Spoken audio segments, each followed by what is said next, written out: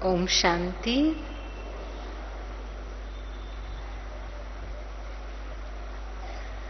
संगम युग पर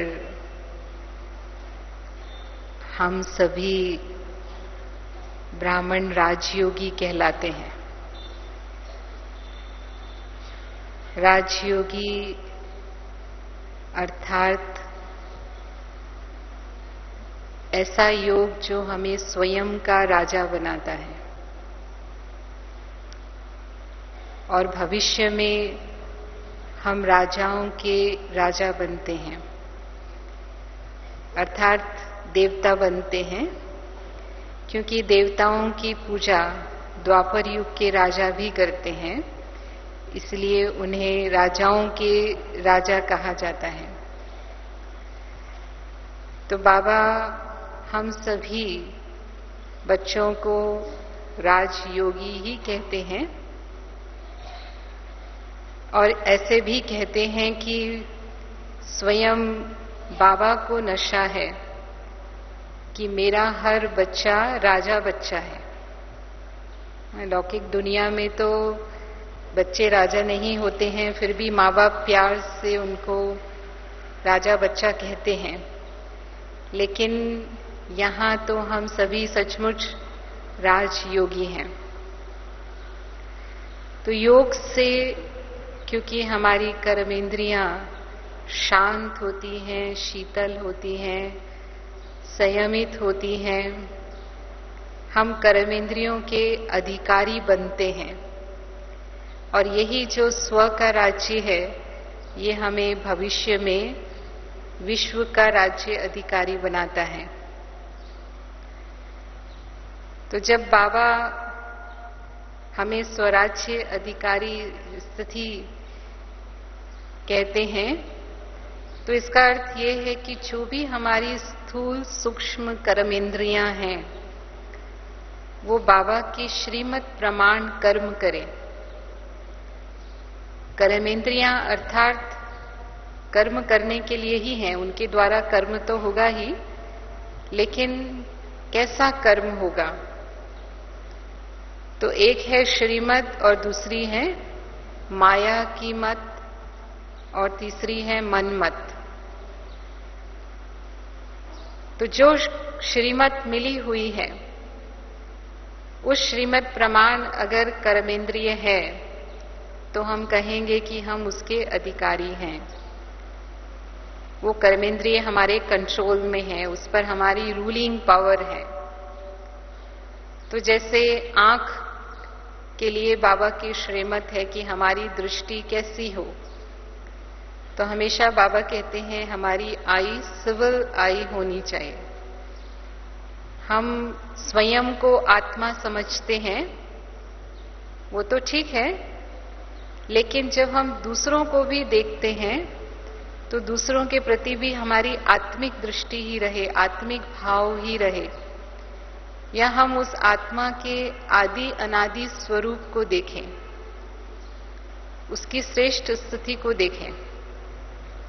अगर आत्मा की बजाय अगर हम देह को देखते हैं और उससे प्रभावित होते हैं, क्योंकि देह के स्तर पर तो फिर अनेक अंतर हैं, लिंग, भाषा, जाति, धर्म, देश। तो अगर ये कोई भी अंतर हम देह के आधार पर देखते हैं और उसका प्रभाव हमारे ऊपर पड़ता है तो फिर उसको हम सिविल आई नहीं कहेंगे। और अगर इससे भी आगे दैहिक आकर्षण में आते हैं, देह भान में आकर के, तो उसको फिर बाबा क्रिमिनल आई कहते हैं। तो ये श्रीमत का उल्लंघन हो जाता है। फिर जिन बातों को हमें देखते हुए भी प्रभावित नहीं होना है, वो खास करके आजकल के कलियुगी वातावरण में जब हम रहते हैं तो कई ऐसे दृश्य हमें दिखाई देते हैं। कई बार भाई बहनें कहते हैं कि बहन जी हम आंखें थोड़ी बंद करेंगे, आंखें खुली हैं तो दिखाई देता ही है। तो आंखें बंद करने की बात नहीं है, लेकिन उस ड्रामा के राज को हम जानते हैं कि कौन सा समय है, पतित तमो प्रधान समय है, और ऐसे दृश्य हमारे सामने आएंगे ही, लेकिन हम वातावरण को पवित्र बनाने वाले हैं। हम तमोगुणी वाइब्रेशन से प्रभावित होने वाले नहीं हैं। हम आत्माओं की जिम्मेवारी क्या है?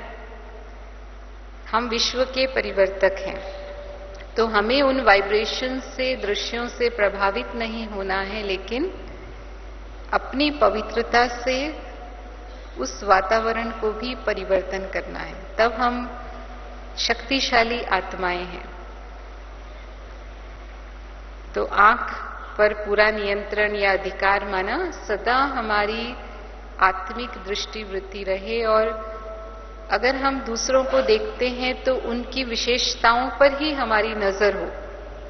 ये भी बाबा की श्रीमत है कि किसी की अवगुण या कमी दिखाई देते हुए भी हमें दिखाई न दे, क्योंकि हर आत्मा का आदि अनादि स्वरूप तो पवित्र है। तो इस वक्त वो चाहे जिस भी स्थिति में है, लेकिन मुझ आत्मा को उसके उस पवित्र स्वरूप को ही देखना है। मेरी दृष्टि वृत्ति उसके प्रति सदा शुभ भावना, शुभ कामना की ही होनी चाहिए। अगर वो यहाँ आए हैं तो पुरुषार्थ करके स्वयं का परिवर्तन करने के लिए आए हैं, तो वो आत्मा स्वयं भी अपनी कमियों को परिवर्तन करने का पुरुषार्थ कर रही है। तो हमें उनकी कमियों पर दृष्टि नहीं रखनी है, विशेषताओं पर नजर रखनी है। दूसरा, कान रूपी कर्मेंद्रिय के प्रति बाबा की श्रीमत है कि कान से हमें ज्ञान रत्नों का ही श्रवण करना है, और हम सब बाबा के बच्चे करते भी हैं। ज्ञान सुनने में हमें आनंद भी मिलता है, खुशी भी होती है, आतींद्रिय सुख का भी हम अनुभव करते हैं। लेकिन जब सुनते हैं तब तक, फिर बाद में हम दूसरी बातों में भी रुचि लेते हैं। अगर हमें कोई किसी की परचिंतन की बातें सुनाता है, किसी की कोई निंदा की बात सुनाता है, तो फिर उसमें भी उतना ही इंटरेस्ट लेने लगते हैं। कई बार वो श्रीमत भूल जाती है और वो रामायण और महाभारत की कथाओं जैसा होता है। फिर हम भी पूछते हैं, अच्छा ऐसा हुआ, अच्छा फिर और क्या हुआ, ऐसा कैसे हुआ? तो अगर वो बात अंदर गई, बाबा कहते हैं चलो कभी आप सुन भी लेते हो तो दो कान किस लिए हैं? एक कान से सुनो और दूसरे कान से निकाल दो। लेकिन ऐसा होता नहीं है, क्योंकि दोनों कान के बीच में दिमाग है और वो दिमाग काम करने लगता है। उन बातों को सुनने के बाद हमारे व्यर्थ संकल्प ना चले, ऐसा हो ही नहीं सकता। इसका क्या भाव था, इसने ऐसा क्यों कहा होगा, ऐसा क्यों किया होगा? तो हमारी अवस्था जो एक रस होनी चाहिए, उसकी बजाय हमारी अवस्था हलचल वाली हो जाती है। एक बार मम्मा के पास एक बहन आई, उसने कहा कि मम्मा इसने मुझे ऐसा ऐसा कहा। तो मम्मा ने कहा कि अच्छा उसने ऐसा कहा, तुम्हें कहाँ लगा? तो सोचकर बोली कि मम्मा मन में लगा ना।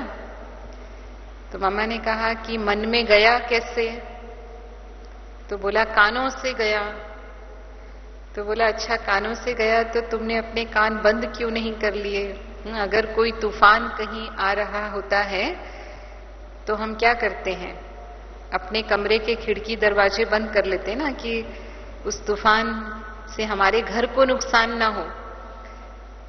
तो ऐसे ही मानो अगर कोई हमें ऐसी बातें सुना रहा है तो कान में तो कोई दरवाजा नहीं है जो हम बंद कर लेंगे, लेकिन कहने का भाव ये है कि वो सुनते हुए भी हम नहीं सुने,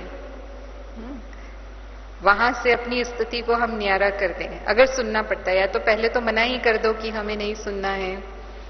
फिर भी अगर आप निमित्त हैं, मानो किसी कारण से आपको उस बात का कोई समाधान देना है, तो आपको वो बात सुननी ही पड़ती है। तो सुनते हुए भी साक्षी भाव से सुनो। साक्षी भाव से सुनेंगे तो उसका प्रभाव मेरी स्थिति पर नहीं पड़ेगा और उसका हम सही हल भी दे सकेंगे।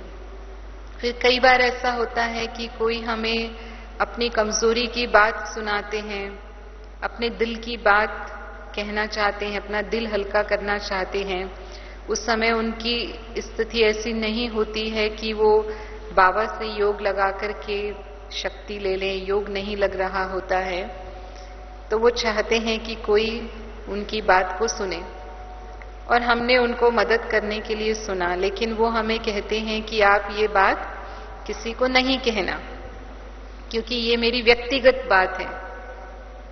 तो उन्होंने अपना समझ करके हमें कहा, लेकिन हमारा फिर कोई अपना होता है।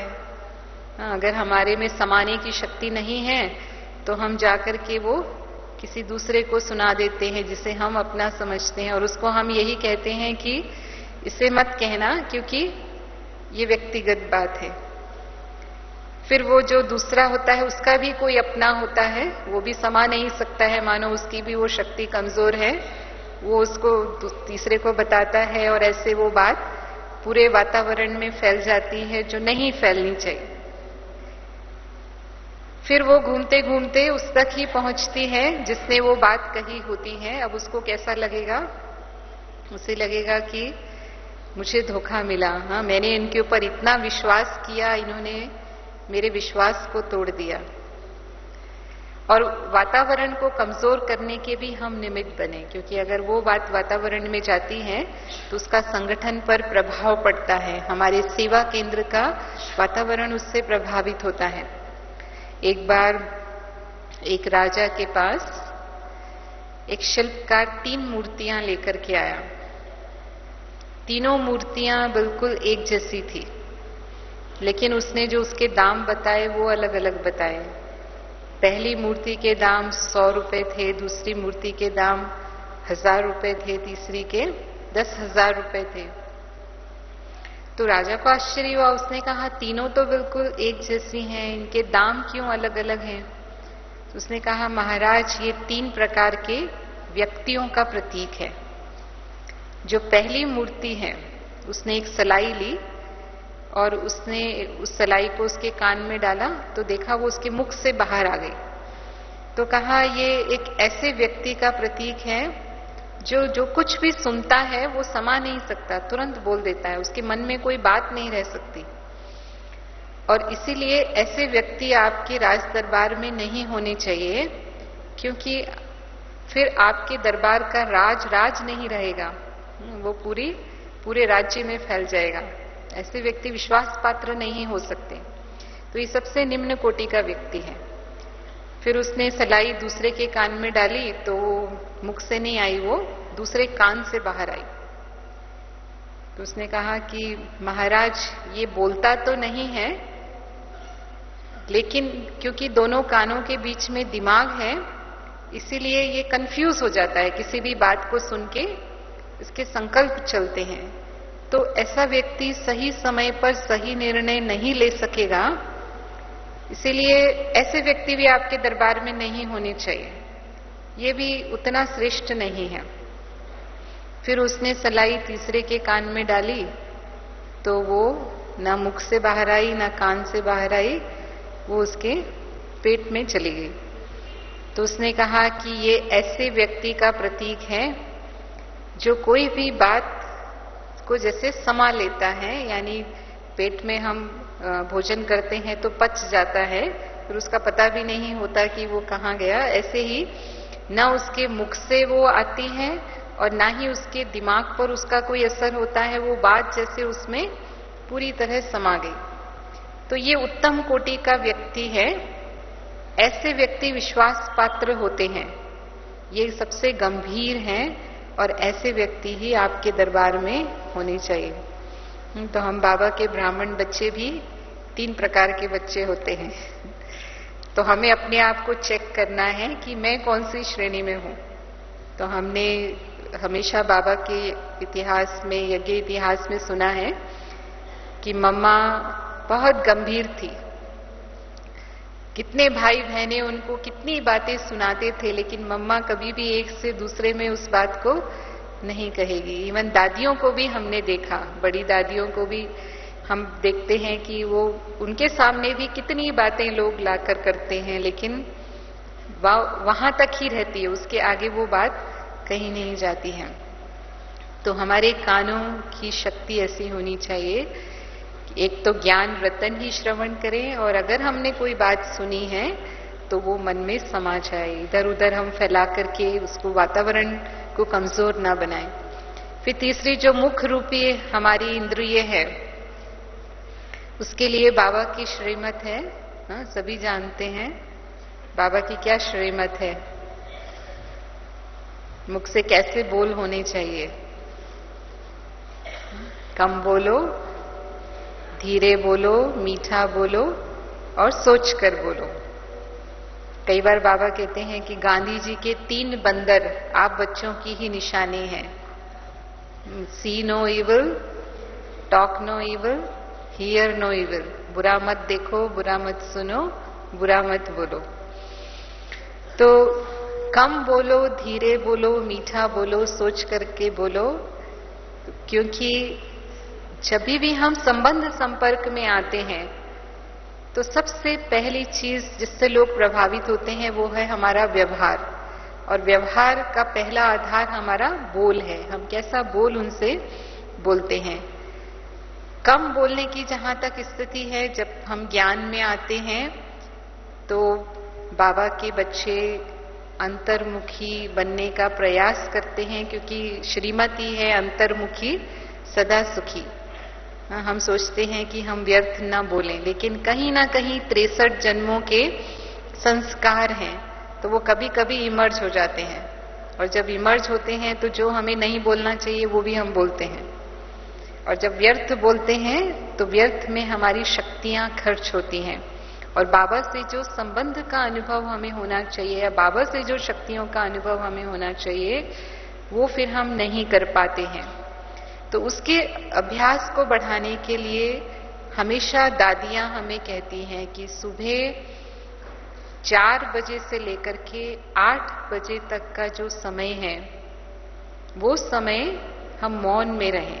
बहुत जरूरी हो तभी हम कुछ बोले, नहीं तो उस समय हम ये अंतर्मुखता का अभ्यास सहज रूप से कर सकते हैं, क्योंकि प्रकृति का भी हमें उस समय सहयोग होता है। प्रकृति का भी सतो प्रधान साइलेंस का वातावरण होता है। ज्यादातर सभी मनुष्य आत्माएं भी उस समय सोए हुए होते हैं, और हमारा वो ज्ञान योग का समय होता है। और फिर सप्ताह में 1 दिन हम उसके लिए विशेष अभ्यास के लिए रखें, जिसमें हम साइलेंस का अभ्यास करें। और उस दिन भी अगर बिना बोले काम चल जाता है तो हम बिल्कुल नहीं बोलें, अगर नहीं चलता है तो जितना बहुत आवश्यक हो उतना ही हम वो भी धीरे धीरे बोलें। फिर मुख के मौन के साथ साथ हमारा मन का मौन भी चाहिए। ऐसे नहीं कि मुख से तो नहीं बोल रहे हैं, फिर कईयों को लगता है कि बोलना बंद कर दिया माना ऐसे हो गया कि जैसे सजा मिल गई हो। हाँ, कुछ बोल ही नहीं रहे, कुछ मजा ही नहीं आ रहा है। बोलने में सुख मिलता है। कुछ आत्माओं की स्थिति ऐसी होती है कि जब तक कुछ बोलेंगे नहीं तब तक जैसे मजा ही नहीं आता है। तो ये तब होता है जब हमारा बाबा के साथ लगन में मगन की जो स्थिति का अनुभव है वो नहीं है। तो मन का मौन भी जब होगा और बाबा के साथ संबंध होगा तब हम उस मौन का सच्चा सुख ले सकेंगे। फिर दूसरी बाबा की श्रीमत जो बोल के लिए है, धीरे बोलो। तो इतना हमारा आवाज होना चाहिए कि जिससे हम बात कर रहे हैं उतने तक ही वो सुनाई दे। हाँ, अगर हम किसी सभा में भाषण कर रहे हैं, कहीं हमें ज्ञान सुनाना है कुछ लोगों के बीच में और हमें जोर से बोलना होता है, वो अलग बात है। लेकिन अगर हम आपस में बातचीत कर रहे हैं तो बहुत जोर जोर से आवाज, ये असभ्यता की निशानी है। जो रॉयल और श्रेष्ठ आत्माएं होती हैं वो सभ्य होती हैं, वो धीरे बोलते हैं। तो हम सभी बाबा के श्रेष्ठ से श्रेष्ठ आत्माएं हैं, तो हमारा बोल भी रॉयल होना चाहिए, सभ्यता से हमें बात करनी चाहिए। लेकिन कई बार कई कहते हैं कि हमारा तो आवाज ही ऊंचा है, हम क्या करें। बोलते हैं तो ऐसा ही आवाज निकलता है, नेचुरल आवाज ऐसा है। तो बाबा कई बार मुरलियों में कहते हैं कि ये माइक जो है, इस माइक की आवाज को हम कम ज्यादा कर सकते हैं, ये तो रचना है और आप रचयिता हो, तो आप क्या अपने मुख की आवाज को कम ज्यादा नहीं कर सकते? अपने मुख की आवाज को कंट्रोल में नहीं रख सकते, तो हमारे मुख का आवाज भी हमारे कंट्रोल में होना चाहिए कि हमें कितनी आवाज से बोलना है उतना ही हम बोलें। फिर जहां मीठा बोलने की बात है तो हम सभी ज्ञान में आने के बाद मीठा ही बोलते हैं। हमारा पूरा प्रयास होता है कि हम मीठा ही बोलें, क्योंकि हमारा सेवा भाव और शुभ भाव बोल में जुड़ जाता है। तो जहां शुभ भावना, शुभ कामना है, वहां अपने आप मुख से मीठे बोल निकलते हैं। और इसीलिए जब अज्ञानी आत्माएं ब्राह्मणों के संपर्क में आती हैं, कई बार मधुबन में भी हम देखते हैं कि यहां भी जब अज्ञानी भाई बहनें आते हैं तो वो ये बहुत महसूस करते हैं कि आप लोग इतना मीठा कैसे बोलते हैं, आपकी वाणी इतनी मीठी कैसे है। तो हमारा एक गीत भी है, ज्ञानी की ये निशानी, मीठी सी उसकी वाणी, मीठे से बोल में है प्रभु की झलक सुहानी। तो ज्ञान का और शुभ भावना का वो प्रभाव है जो अन्य आत्माएं भी महसूस करती हैं। पर हमारे बोल कड़वे कब होते हैं? जब हमें गुस्सा आता है, और वो कभी कभी होता है, कोई परिस्थिति वश जब हम उस प्रभाव में आ जाते हैं, तब क्रोध में आकर के कटु वचन मुख से निकलते हैं और वो वचन हमेशा दूसरों को दुख पहुंचाते हैं। इसलिए कहते हैं कि तलवार का घाव भर जाता है लेकिन जबान का घाव नहीं भरता। आप कहते हैं, आप भूल जाते हैं, लेकिन सुनने वाला नहीं भूल पाता कि मैंने क्या सुना। वो हमेशा उसको याद रहता है, लेकिन वो कब बोला हमने, गुस्से की स्थिति में कहा, तब वो उसको बुरा लगता है और वो हमेशा के लिए उसको जैसे याद रहता है, और वो उसी तरह से उसकी हमारी प्रतिदृष्टि वृत्ति हो जाती है, संबंधों पर उसका बुरा असर आता है। इसलिए कहते हैं कि महाभारत जो हुई, महाभारत का कारण क्या बना? द्रौपदी के 2 शब्द। पांडव जब इंद्रप्रस्थ में रहने लगे थे तो इंद्रप्रस्थ बहुत ही अद्भुत महल था। तो जब दुर्योधन ने उसकी प्रशंसा सुनी तो उसको इच्छा हुई कि मैं ये महल देखूं। वो महल में जब चक्कर लगा रहा था तो उसमें एक स्थान पर शीशा लगा हुआ था, लेकिन उसको लगा कि ये पानी है। तो उसने उस पानी को पार करने के लिए अपनी धोती ऊपर उठाई और वहीं उस जगह झरोखे में द्रौपदी खड़ी थी। तो वो देख रही थी दृश्य कि इसको ये समझ में नहीं आया कि ये शीशा है या पानी है। तो वो हंसने लगी और उसने कहा, अंधे की औलाद अंधे। तो ये बात से उसको इतना अपमान महसूस हुआ कि उसी समय उसने सोचा कि मैं इस बात का बदला जरूर लूंगा। और जैसे ही वो अपने हस्तिनापुर में लौटा, उसने जाकर के ये प्लानिंग करना शुरू कर दिया कि मैं कैसे पांडवों को इस बात की अपमान का बदला लूं। तो उसने जुए की पूरी प्लानिंग बनाई, उनको जुआ खेलने के लिए आमंत्रित किया, जुए में हराया, और न सिर्फ हराया लेकिन द्रौपदी का पूरा भरी सभा में अपमान किया, और फिर 13 वर्ष तक उनको वनवास जाना पड़ा। और फिर जब लौट करके आए तो इतना युद्ध हुआ कि पूरे कुल का ही विनाश हो गया। तो उसने सोचा कभी द्रौपदी ने कि मेरे 2 शब्द के कारण इतना बड़ा महाभारत हो जाएगा। तो हम भी ऐसा नहीं सोचते हैं। हाँ, जब हम बोलते हैं, कहते हैं क्रोध की स्थिति में विवेक नष्ट हो जाता है। मनुष्य को ये समझ में नहीं आता कि मैं क्या बोल रहा हूं, क्यों बोल रहा हूं, मुझे ये कहना चाहिए या नहीं कहना चाहिए। उस समय जो मुंह में प्रतिक्रियावश आता है वो हम बोलते चले जाते हैं, और उससे सबसे पहले बाबा का नाम बदनाम होता है। हाँ, लोग कहते हैं आप ब्रह्मा कुमारी आश्रम में जाते हैं तो वहां क्या सीखते हैं। हाँ, आप आकर के ऐसे शब्द बोलते हैं, क्योंकि आप सभी परिवार में रहने वाले भाई बहने हैं, तो आपके बच्चे ही आपको कह देंगे, हाँ मम्मी आप क्या सीख के आती हो वहां पर। तो बाबा ने इसीलिए होमवर्क दिया है हमको, याद है आप सभी को। बाबा ने क्या होमवर्क दिया है कि हमें पूरी तरह से क्रोध मुक्त बनना है, क्रोध के अंश वंश को भी हमें समाप्त करना है। और 3 मास के लिए बाबा ने कहा, लेकिन 3 मास तो एक समय है जिससे हमारा ये संस्कार हो जाए और सदा काल के लिए फिर हमारी उस क्रोध पर विजय हो जाए। तो ज्यादातर जब हम गुस्सा करते हैं तो उसका कारण होता है जब कोई हमारी बात नहीं मानता है, या हम जैसा चाहते हैं वो वैसा नहीं करते हैं, या जैसा हम उनसे व्यवहार चाहते हैं वैसा नहीं करते हैं, या ऐसे भी कह सकते हैं जैसा हम नहीं चाहते हैं वैसा वो करते हैं। तो इन स्थितियों में हमें ज्यादा गुस्सा आता है। तो यहां बाबा ने हमें समझाया है, हम ज्ञान के आधार पर उसको समझ करके अपने गुस्से को काबू में रख सकते हैं कि सभी आत्माओं का ड्रामा में अपना अपना पार्ट है, और वैरायटी पार्ट होने के कारण उनके अपने संस्कार हैं, अपने विचार हैं, अपना व्यक्तित्व है। जैसा हम सोचते हैं जरूरी नहीं है कि वैसा ही वो भी सोचते हैं। तो अगर हम अपनी इच्छा उनसे मनवाना चाहते हैं और वो नहीं मानते हैं, तो हमें ये समझना होगा कि उसका कारण क्या है, वो क्या चाहते हैं। तो हम उनकी भी बात समझने की कोशिश करें। आपसी संबंधों में हमारा जीवन ऐसे चलता है कि कभी वो हमारी इच्छा अनुसार चलते हैं और कभी हमें उनकी इच्छा को मानना पड़ता है। हमेशा ही नहीं कि मेरा विचार ठीक है, मैं ही ठीक हूं, मैं जो कह रही हूं, मैं जो कर रही हूं वही मानना चाहिए। वो भी सही हो सकते हैं, कई बार हम भी गलत हो सकते हैं, तो हम उनके पक्ष को भी समझें।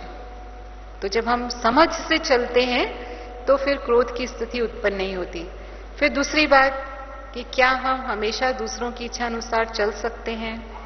तो जब हम नहीं चल सकते तो हम दूसरों से क्यों चाहते हैं कि वो हमेशा हमारी इच्छा अनुसार चलें? फिर दूसरा कारण देखने में आता है, जब हमें ज्यादा गुस्सा आता है, हमें दूसरों को कंट्रोल करना है। हम सोचते हैं बच्चे अगर गुस्सा नहीं करेंगे तो पढ़ेंगे नहीं, या गलत काम करेंगे, जो हम चाहते हैं वैसा नहीं करेंगे, तो गुस्सा करते हैं। या भाई समझते हैं कि सर्विस पर हैं, अधिकारी हैं, अगर काम करवाना है लोगों से तो गुस्सा तो करना ही पड़ेगा, बिना गुस्से के तो लोग सुनते ही नहीं हैं। तो ये दोनों ही हमारे भ्रम हैं। बाबा तो हमेशा मुरली में हमें कहते हैं कि कैसा भी कोई क्यों ना हो, बच्चा भी कितना भी कैसा क्यों ना हो, लेकिन प्यार से ही समझाना है। गुस्से का अंश भी नहीं, आंखों से भी नहीं दिखाई देना चाहिए। बाबा तो इतना तक कहते हैं कि आप तो स्नेह के सागर के बच्चे, मास्टर स्नेह के सागर हो। कोई स्नेह का लोटा नहीं हो, मास्टर स्नेह के सागर हो। तो चाहे कोई कैसी भी आत्मा है, तो सागर तो अथाह होता है ना, तो अथाह सागर क्या देगा? स्नेह ही देगा। अगर स्नेह के सागर है, उसको क्रोध आ ही नहीं सकता। या अपने आदि स्वरूप को याद करते हैं कि मैं शांत स्वरूप आत्मा हूं, शांति के सागर की संतान हूं, शांति धाम की रहने वाली हूं। तो अगर वो भी हमें स्मृति में है तो भी हमें क्रोध नहीं आ सकता। लेकिन अगर हम इसको दूसरी रीति से समझते हैं, मानो आप गुस्सा करते हैं लोगों के ऊपर, तो हो सकता है वो आपके सामने चुप रहेंगे, कुछ नहीं कहेंगे, क्योंकि उनको कई बार अपने भविष्य का डर होता है कि अगर हमने कुछ कहा तो भविष्य परिणाम बुरा हो सकता है। तो उस समय वो चुप हैं और आप जो कहते हैं वो करेंगे वो। लेकिन आपके प्रति जो स्नेह और सम्मान उनके मन में होना चाहिए वो नहीं रहता है, और मन में एक बदले की भावना आ जाती है। उनको जब भी अवसर मिलेगा वो आपके लिए समस्या पैदा करेंगे, क्योंकि आप उनसे गुस्से से काम करवाते हैं। फिर दूसरी बात कि गुस्सा किया तो कुछ शब्द जरूर बोले उनको, जो शब्द आपने कहे ना वो उनके मन में घूमते रहते हैं। वो काम भी कर रहे हैं और वो सोच भी रहे हैं कि इन्होंने मुझे ऐसा बोला, तो उनका काम में दिल नहीं लगेगा ना, तो इसलिए उनकी कार्य क्षमता कम हो जाएगी। वो मजबूरी से काम करेंगे, दिल से काम नहीं करेंगे। तो आप जैसा काम चाहते हैं वैसा आपको वो काम नहीं मिलेगा। फिर अपने लिए सोचो कि क्या मेरे से कोई गुस्से से काम करवाता है तो मुझे अच्छा लगता है? हमें पसंद आएगा कोई मेरे को गुस्से से बात करके काम करवाए? हमें भी ऐसा लगता है कि काम तो हमको करना है लेकिन प्यार से तो बोलें कम से कम। तो अगर प्यार से कहा जाता है तो काम करना अच्छा लगता है। तो जब हमें पसंद नहीं आता तो दूसरों को क्यों पसंद आएगा? उन्हें भी वो पसंद नहीं आएगा। तो ये एक हमारी गलत धारणा है कि गुस्से से ही अच्छा काम होता है। और अगर बच्चों के लिए भी हम ऐसा समझते हैं, मानो माताएं बच्चों को गुस्सा करके बोलेंगी नालायक है, बेवकूफ है, गधा है, भोंदू है, जो मन में आएगा वो बोल देंगे ना उस समय गुस्से में, फिर वो बच्चा क्या करेगा? आपको दिखाने के लिए किताब खोल के तो जरूर बैठ जाएगा, लेकिन वो सोचता रहेगा माँ ने मुझे ऐसा कहा। 2 घंटा किताब खोल के बैठा है, पढ़ेगा कुछ नहीं, उसको कुछ भी याद नहीं होगा। आप जरूर खुश हो जाएंगे कि हाँ मैंने इसको डांटा ना, इसीलिए ये पढ़ा, इसने 2 घंटा पढ़ाई की, लेकिन वास्तव में वो कुछ भी उसने पढ़ाई नहीं की। तो आपको अगर समझाना भी है तो उन्हें प्यार से समझाओ, उससे उनके संस्कार फिर भी बदल सकते हैं, उससे उनको समझ में आ सकता है। लेकिन गुस्से से हम बच्चों को भी वही सिखाते हैं कि जैसा हम करते हैं फिर भविष्य में वो भी वही करेंगे। तीसरी बात देखने में आती है कि कई बार हमारी ही कमी कोई कईयों के सामने निकालता है तो हमसे सहन नहीं होता है। लेकिन बाबा क्या कहते हैं हमें? बाबा कहते हैं निंदा हमारी जो करे मित्र हमारा सोई। तो वो हमारा मित्र कैसे है?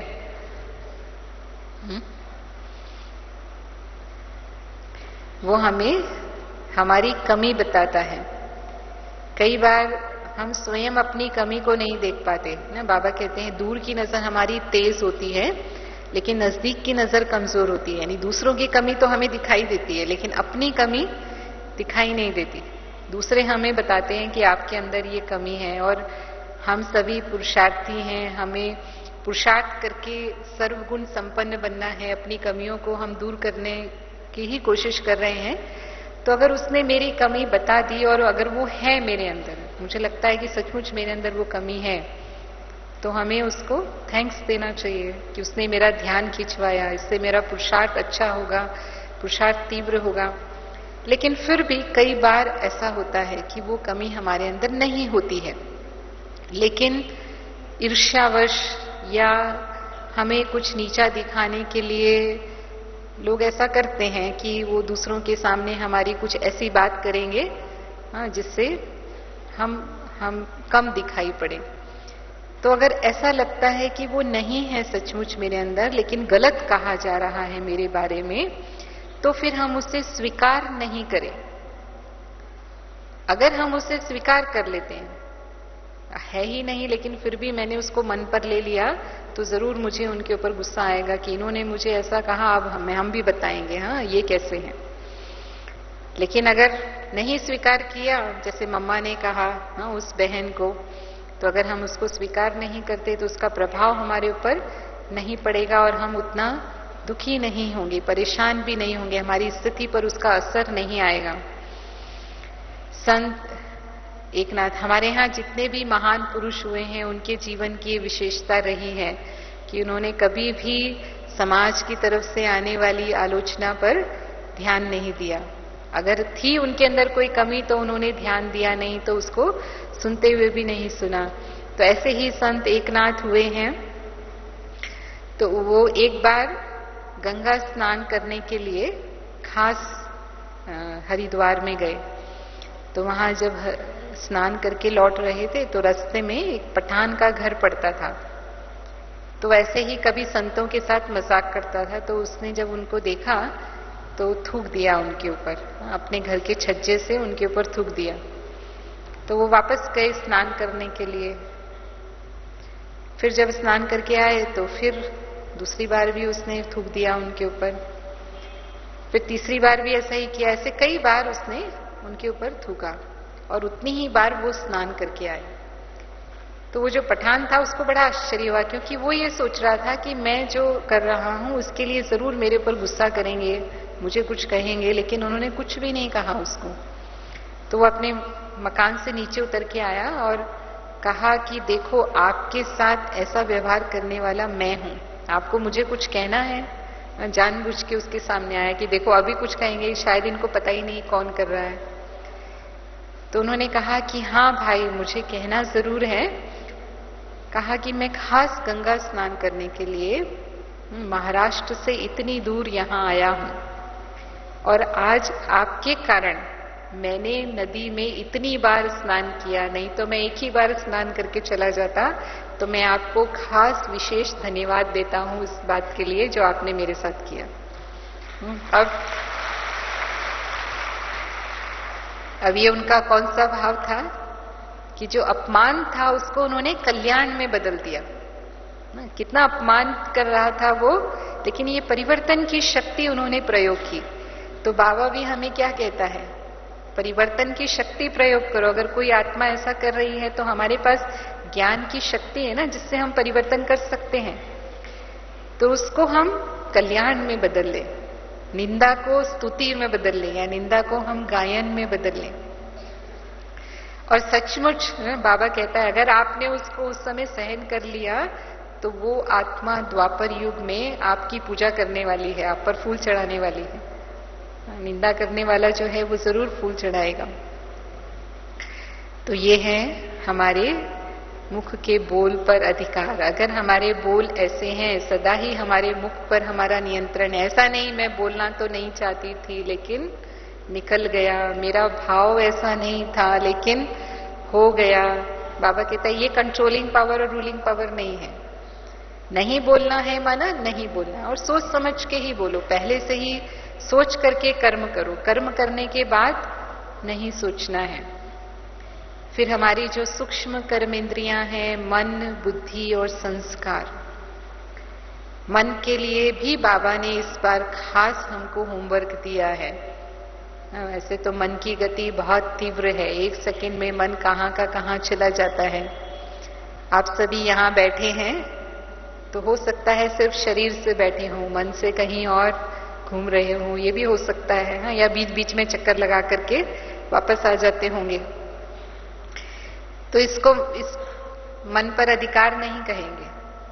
बाबा कहता है मन को जब चाहो, जहां चाहो, जितना समय चाहो लगाना है लगा सको, तो कहेंगे मन के ऊपर रूलिंग पावर है।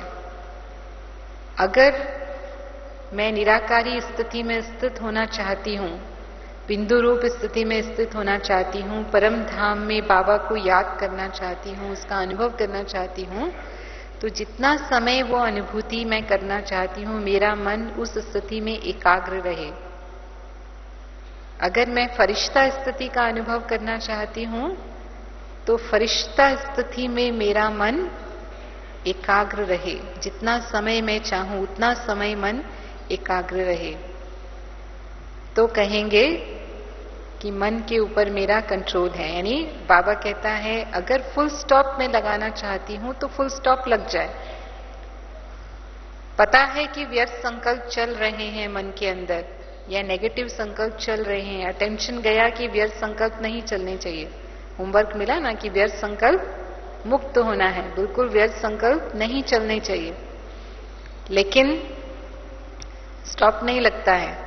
बाबा कहते हैं स्टॉप की बजाय कॉमा लग जाता है या क्वेश्चन मार्क लग जाता है। हम क्यों, क्या, कैसे में चले जाते हैं। तो ब्रेक हमारी पावरफुल नहीं है। अगर ब्रेक पावरफुल नहीं होगी तो फिर एक्सीडेंट होगा, कहते हैं ना, एक्सीडेंट ही होगा। तो जरूर उसका स्थिति पर असर आएगा और वो मन की स्थिति हमें उदास कर देगी। तो ज्यादातर व्यर्थ संकल्प हमारे चलते हैं, या तो हम पास्ट के चिंतन में जाते हैं, कुछ नहीं होगा, ऐसे ही बैठे बैठे बीती हुई बातों को सोचते रहेंगे। ऐसा हुआ था ना, वैसा हुआ था, इसने ऐसा कहा था, उसने क्या कहा था।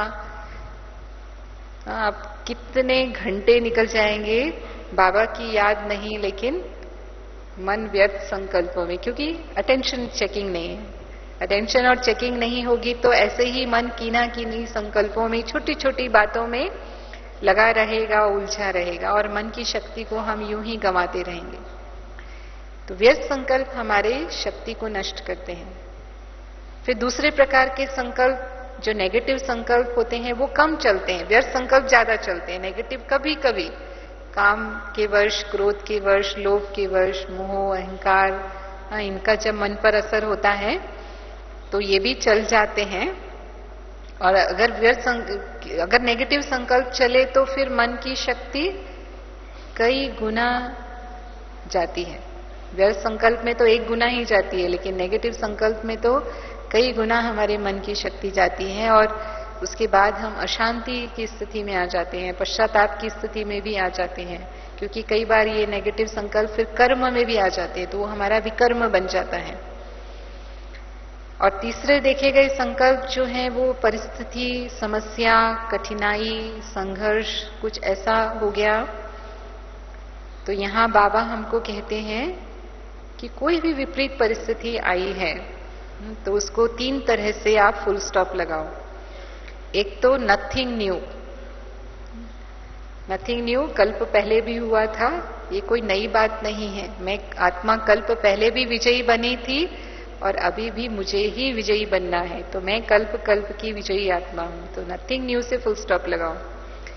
दूसरा बाबा कहता है कल्याण का बिंदु लगाओ कि संगम युग कल्याणकारी है, शिव बाबा कल्याणकारी है, हर परिस्थिति में मेरा कल्याण है, चाहे वो देखने में कैसी भी है, चाहे वो दुख देने वाली परिस्थिति है, चाहे वो नुकसान वाली परिस्थिति है, चाहे उसमें हम असफल हो रहे हैं, लेकिन फिर भी उसमें मेरा कल्याण समाया हुआ है। जो हुआ था वो अच्छा था, जो हो रहा है वो अच्छा है, और जो होगा वो भी अच्छे ते अच्छा होगा, क्योंकि बाबा अच्छे ते अच्छा है, बुरा कभी हो ही नहीं सकता। तो इस स्मृति से उस बात को बिंदु लगा दो, उसमें व्यर्थ संकल्प नहीं चलाओ, ये बात क्यों आई, कैसे आई, वो क्यों किया, कैसे में हमको नहीं जाना है। फिर तीसरी बात बाबा कहता है बोझ बाबा को दे दो, अपने मन पर कोई बोझ नहीं रखो। बाबा के कमरे में जाओ और जो भी चिंता और परेशानी है वो किसकी है, बाबा ने क्या कहा, अपने ऊपर रखो। आप कौन हो, बेफिक्र बादशाह हो, तो हमारी फिक्र लेने वाला कौन है, स्वयं बाबा हमारी फिक्र लेने वाला है।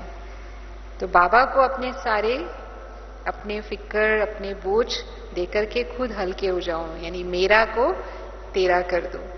तो ये 3 विधि से हम उसको फुल स्टॉप, अगर कोई परिस्थिति ऐसी आई है तो उसको हम फुल स्टॉप लगा दें। तो मन की रूलिंग पावर और कंट्रोलिंग पावर के लिए निरंतर चेकिंग चाहिए, और इसीलिए बाबा ने हमें हर घंटे में 5 मिनट निराकारी स्थिति का अभ्यास और 5 मिनट फरिश्ता स्थिति के अभ्यास के लिए कहा है। पहले बाबा ने 10 मिनट कहा, फिर बाबा ने कहा कि बच्चों के लिए मुश्किल है इसलिए उसको 5 मिनट कहा, लेकिन फिर भी बाबा ने कहा कि उसे बढ़ाते जाओ, अभ्यास को छोड़ना नहीं है, क्योंकि ये बहुत काल का अभ्यास ही अंत समय में विजयी बनाएगा। ऐसे नहीं सोचना कि मैं अंत में अपने मन पर कंट्रोल कर लूंगी, अभी तो जैसा है ठीक है, लेकिन अंत में तो मैं एक बाबा दूसरा ना कोई, ये स्थिति में स्थित हो ही जाऊंगी। तो बाबा ने कहा नहीं होगा, बहुत काल का अभ्यास चाहिए।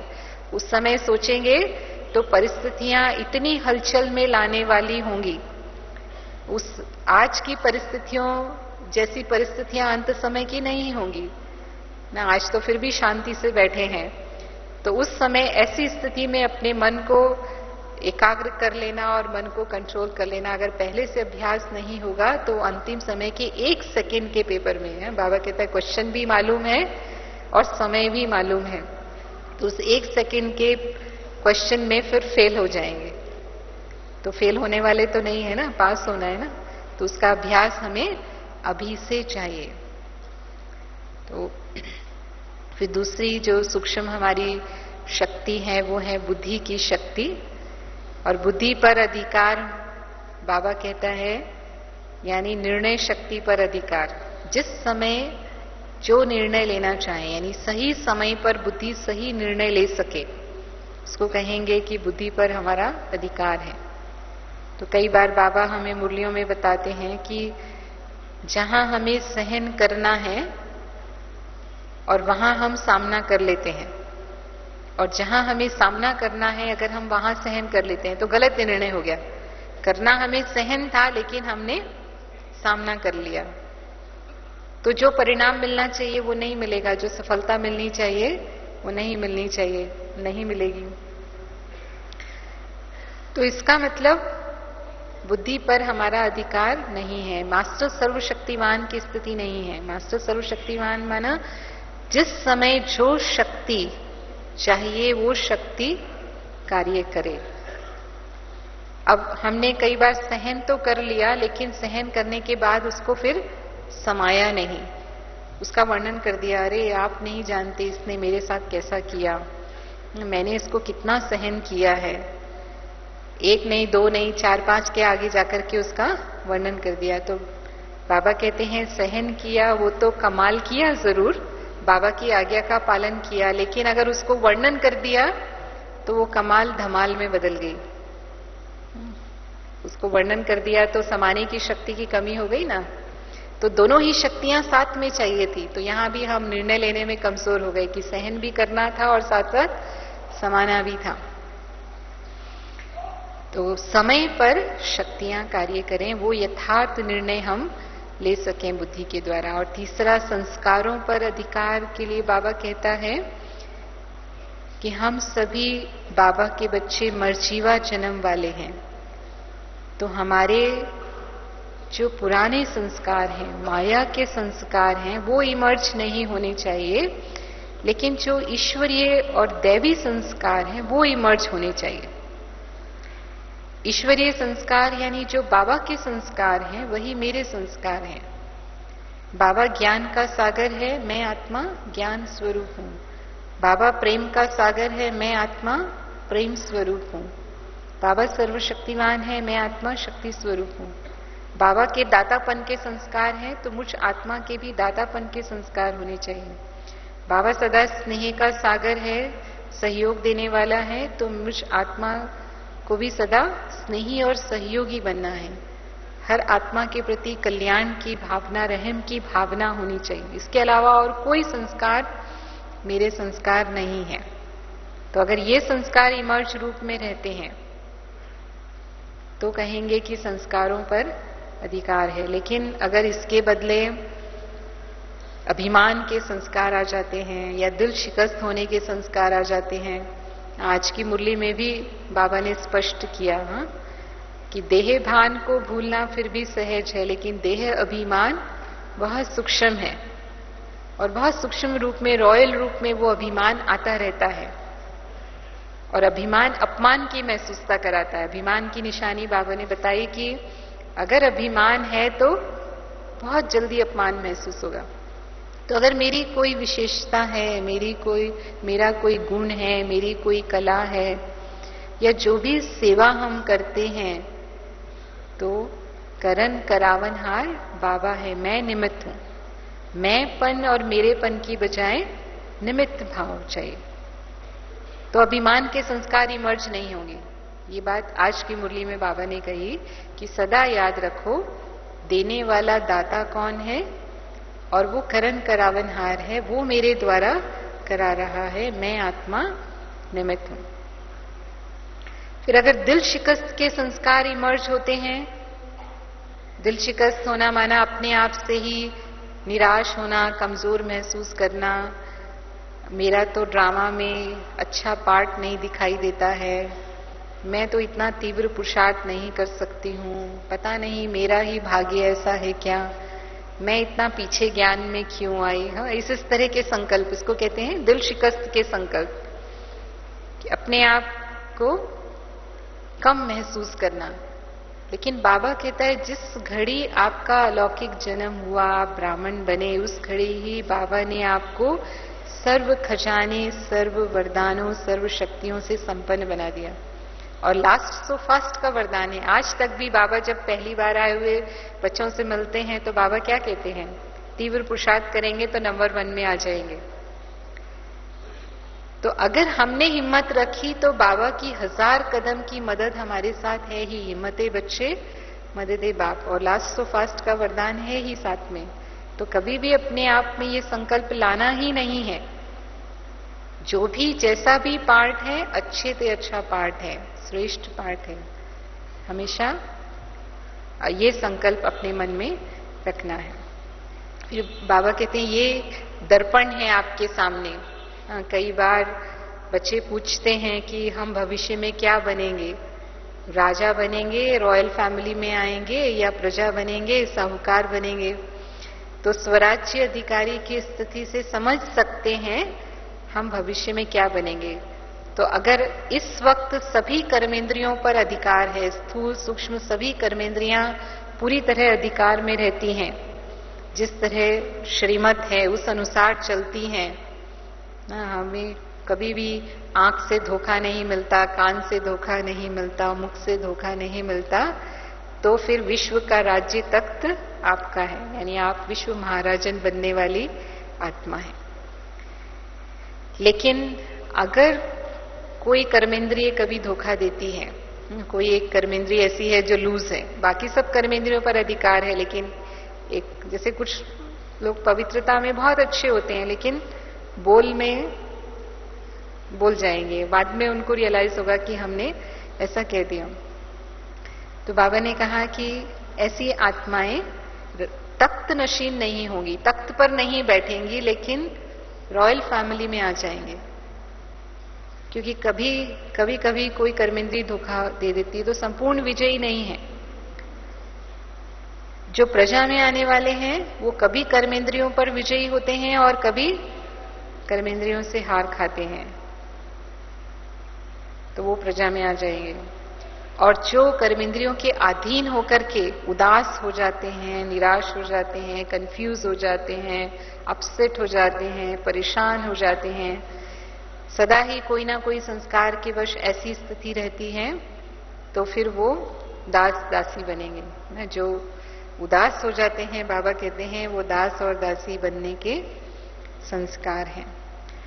और जो ज्ञान सुनते हैं और दूसरों को भी खूब ज्ञान रत्नों का दान करते हैं, कहते हैं knowledge is source of income, दूसरों को भी ज्ञान दान करते हैं, लेकिन स्वयं की कर्मेंद्रिय पर अधिकार नहीं है। दूसरों को सुनाते जरूर हैं, जैसे हम कहते हैं ना कि ज्ञान सुनाना तो आसान है, लेकिन वो हमारे जीवन में भी हो वो इतना आसान नहीं है। तो ऐसे ही जो आत्माएं दूसरों को बहुत अच्छा सुनाते हैं लेकिन स्वयं पर अधिकार नहीं, तो बाबा कहते हैं वो साहूकार बनने वाली आत्माएं हैं। क्योंकि ज्ञान धन का दान बहुत किया है तो भविष्य में भी उनको धन बहुत प्राप्त होता है, तो वो रॉयल फैमिली में भी नहीं आएंगे लेकिन राजाओं के संबंध संपर्क में आने वाले होंगे। साहूकार प्रजा या रॉयल प्रजा में वो आत्माएं आ जाएंगी। तो हम उससे चेक कर सकते हैं अपने आप को कि हमारी स्थिति उसमें क्या है। फिर बाबा हमेशा कहते हैं रोज अपनी दरबार लगाओ, जैसे ब्रह्मा बाबा रोज अपनी दरबार लगाते थे। सुना होगा कि बाबा हमेशा अपने मन को चेक करता था, हे मन मंत्री, हाँ आज सारा दिन तेरा क्या हालचाल रहा। तो अगर कोई कमी रही तो उसको उसी समय करेक्शन करते थे। तो अगर हम भी रोज अपनी कर्मेंद्रियों को चेक करेंगे तो हो सकता है कि एक दिन में नहीं, 2 दिन में नहीं, वो तो पुरुषार्थ है, समय लगता है, लेकिन अगर हम रोज चेकिंग करते रहेंगे तो जरूर चेंज आता जाएगा और कुछ समय में हम जरूर अपनी कर्मेंद्रियों पर विजय प्राप्त कर लेंगे। और ये भी बहुत काल की विजय चाहिए। तो बाबा ने कहा तभी बहुत काल का राज्य प्राप्त होगा। ऐसे नहीं कि हम अंत में विजय प्राप्त कर लेंगे, अभी तो हम पुरुषार्थ कर रहे हैं, नहीं। तो अभी से ही अगर बहुत काल की विजय की स्थिति है तभी फिर बहुत काल की भी प्राप्ति होगी। तो हमें विशेष अपने ऊपर अटेंशन देकर के स्वराज्य अधिकारी स्थिति का अनुभव स्वयं भी करना है और अन्य आत्माओं को भी कराना है। ओम शांति।